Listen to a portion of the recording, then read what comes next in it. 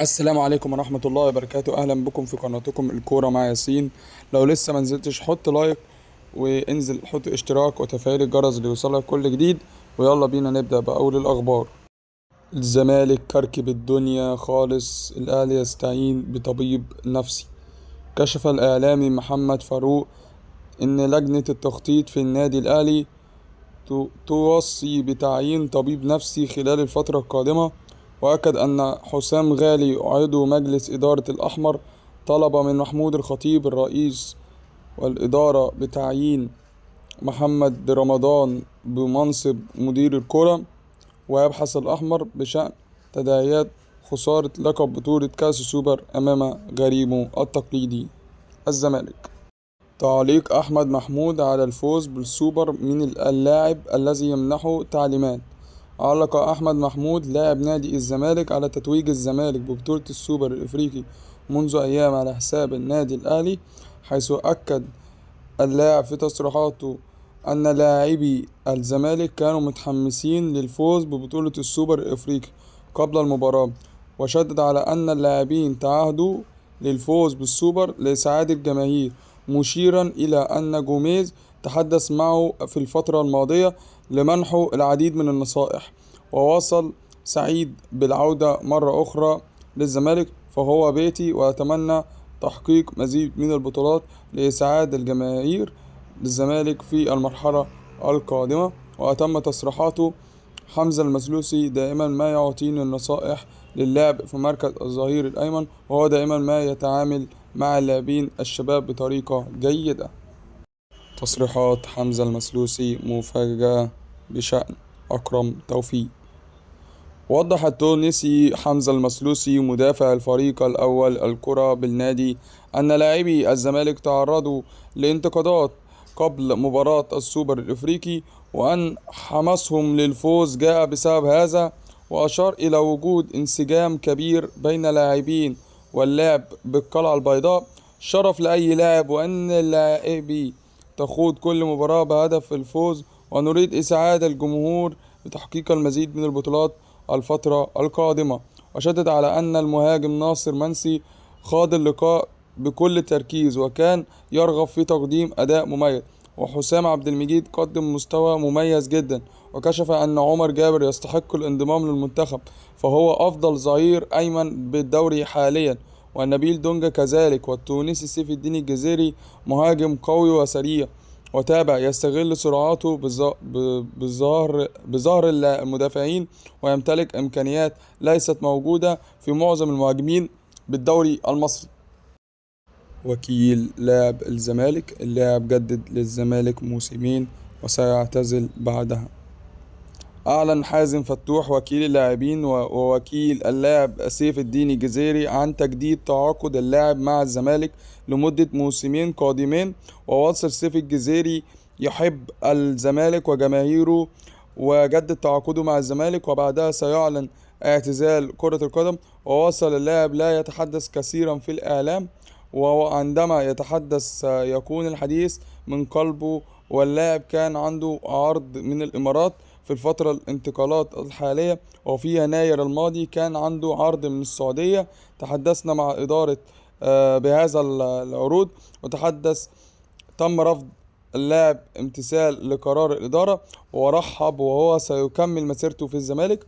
عرض الدوري الإماراتي كان 3 أضعاف ما يحصل عليه من الزمالك، لكنه رفض حبا في نادي الزمالك وعن تهديد اللاعب بفسخ تعاقده بسبب مستحقات متأخرة.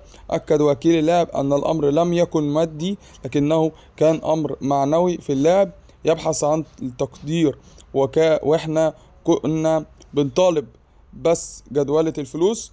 اللاعب دائما يقول: الزمالك اللي عمل اسمي وهو يتحمل النادي.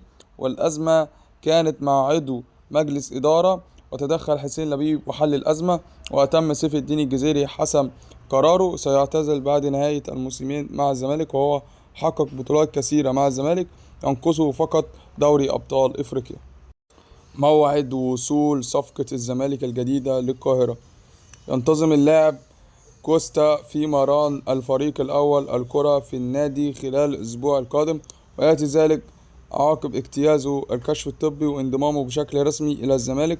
وجاء هذا اللاعب عقب الحصول على بطاقته الدولية، حيث تم قيد اللاعب في قائمة تحت السن، وحصلت القلعة البيضاء على توقيعه، وهو يحمل الجنسية البرتغالية وأصوله من دولة غينيا الاستوائية.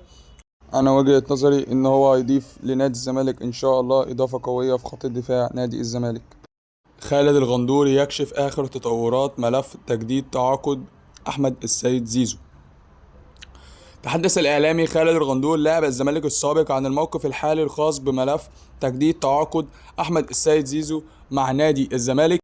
خالد الغندور وعبر برنامجه التلفزيوني أكد أن هناك جلسة خلال الأيام القليلة القادمة بين اللاعب ومجلس الإدارة لحسم ملف تجديد التعاقد، وأشار إلى وجود رغبة متبادلة بين الطرفين لاستكمال المشوار سويا، وهناك عرض مالي كبير سيتم تقديمه للاعب من قبل مجلس الإدارة، وتم العرض المالي الذي سيتم تقديمه سيكون مرضي جدا لطموح اللاعب كي يمدد تعاقده مع الزمالك ويستمر مع الفريق.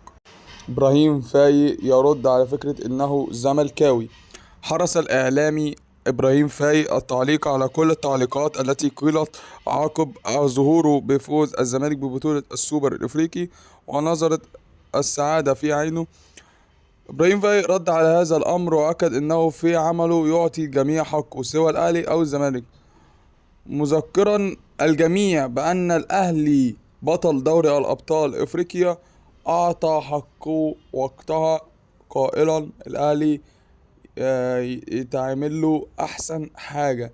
الزمالك بطل السوبر الإفريقي ومن قبلها بطل الكونفدرالية ويتعمل له أحلى حاجة، وهو كمان وصفا هذا الأمر بأنها المسطرة التي يتم العمل بها، وأتم 18 سنة بطلع على الشاشة بعطي كل واحد حقه.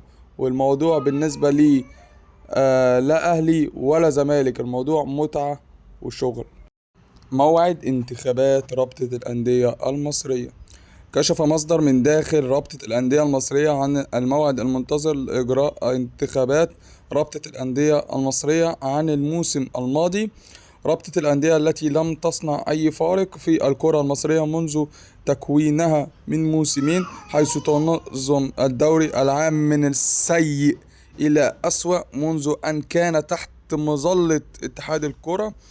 كشف مصدر من موعد انتخابات الرابطة استعدادا للموسم الجديد من بطولة الدوري العام المصري، حيث أكد المصدر إنها تقرر خوض الانتخابات منتصف شهر أكتوبر القادم، وتحديدا يوم 15 أكتوبر، وسيتم الإعلان الرسمي عن الموعد خلال ساعات. وننتظر ترشيحات الأندية لممثلي لإجراء الانتخابات لاختيار رابطة الأندية المصرية التي ستدير الدوري العام الموسم القادم.